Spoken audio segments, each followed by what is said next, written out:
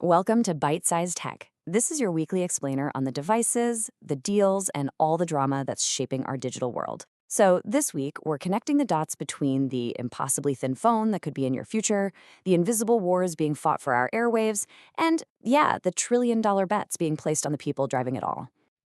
Okay, so here's what's on deck. We're going to look at Apple's much thinner future, then dive into the invisible battle for infrastructure, see how AI is taking the wheel, and tackle the trillion-dollar question of who's really in charge. Let's get into it. So, let's start with something you can actually hold in your hand. Apple is really doubling down on what it does best, and that's hardware. And while everyone else is talking about AI, Apple is getting ready to show off some seriously impressive engineering with their new iPhones. Yeah, and this quote from Bloomberg, it really hits the nail on the head. It tells you everything you need to know about Apple's strategy. For those pro models that make them so much money, the camera is still the absolute killer feature. It's what gets people to open up their wallets. But that's not even the biggest story here. The real headline grabber, the thing people are going to be talking about, is a totally new model that some are calling the iPhone Air. Apple is just pushing the boundaries of what's possible here, making a phone that's way, way slimmer than anything we're used to.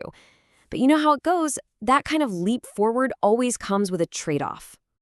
And it looks a lot like the playbook for the original MacBook Air. Remember that?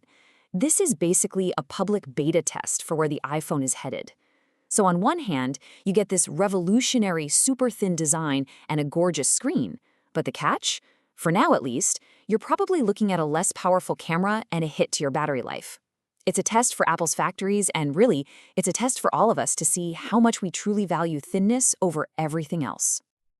Okay, a thinner phone is great, but what actually lets it connect to the world? That question pulls back the curtain on our next topic, these huge, high-stakes battles that are being fought completely out of sight.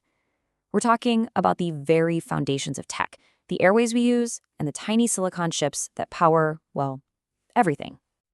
So first, let's talk about spectrum. The easiest way to think about it is like real estate, but for the digital world.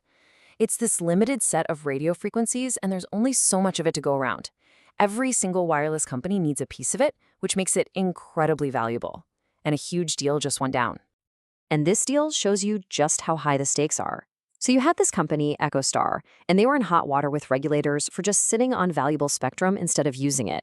At the same time, you've got SpaceX, who needs more spectrum for their grand plan of a satellite service that connects directly to your phone.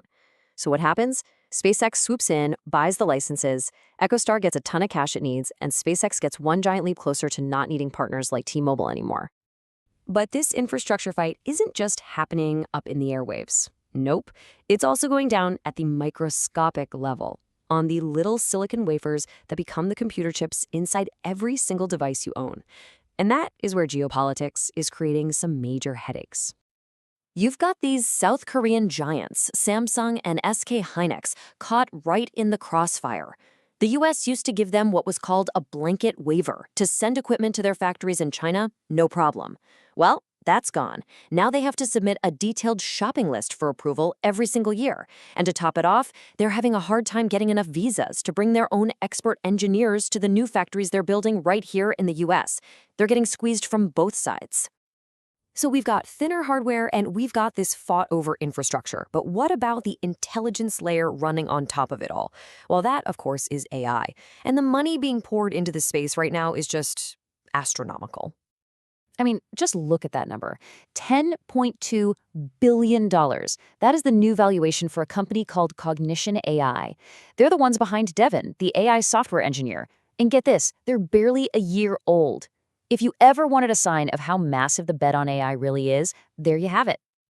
But it's easy to get lost in these huge, abstract numbers and AI models. It makes you wonder, what is all this technology actually for in the real world? Well, one of the best answers is probably sitting in your driveway right now. This quote from Qualcomm CEO just nails it. The car is transforming into a personal AI device. Forget those clunky old systems. We're talking about a future where, thanks to powerful chips and AI, you can just ask your car for a restaurant review, have it make a reservation, or even tell you a story about a landmark you're driving past, all just by talking to it. The car is becoming a digital-first experience. And all of this brings us to the people who are actually architecting this future. As all this tech gets vaster, thinner, and smarter, the visionaries in charge have more influence than ever and are asking for unbelievable compensation. Which leads us, of course, to our trillion-dollar question. And yes, that is trillion with a T. This is the potential value of a compensation package being proposed for Elon Musk at Tesla.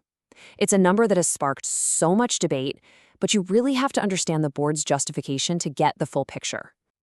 The key argument here is that this is not a guaranteed check. It's an all-or-nothing bet. It's tied to hitting some truly staggering goals. If Tesla doesn't achieve massive performance, both in what it builds and in its stock market value, the payout is zero. Simple as that. So what does that performance actually look like?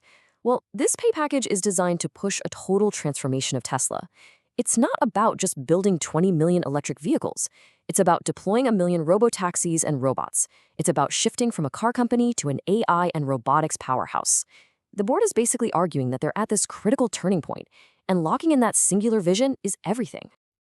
Okay, so we've talked about phones, spectrum, chips, AI, and a trillion-dollar payday. Let's just take a step back and connect all these dots to see the bigger picture of what's happening in tech right now. So here's what you should really take away. First, hardware innovation is relentless. Apple's push for thinness is proof of that. Second, the real power is often in the invisible infrastructure. These fights over spectrum and chips are what define the future. Third, AI is jumping out of the cloud and into our everyday lives, like right into the driver's seat of our cars. And finally, the visionaries who can pull all this together, well, they come with a very, very high price tag. Which leaves us with one final thought to chew on. As our technology gets faster, thinner, and a whole lot smarter, as our cars literally start to think for themselves, it's worth asking who is really in the driver's seat. That's all for this week's Byte-Sized Tech. If you enjoyed this episode, please like, comment, share, and subscribe. We'll see you next time.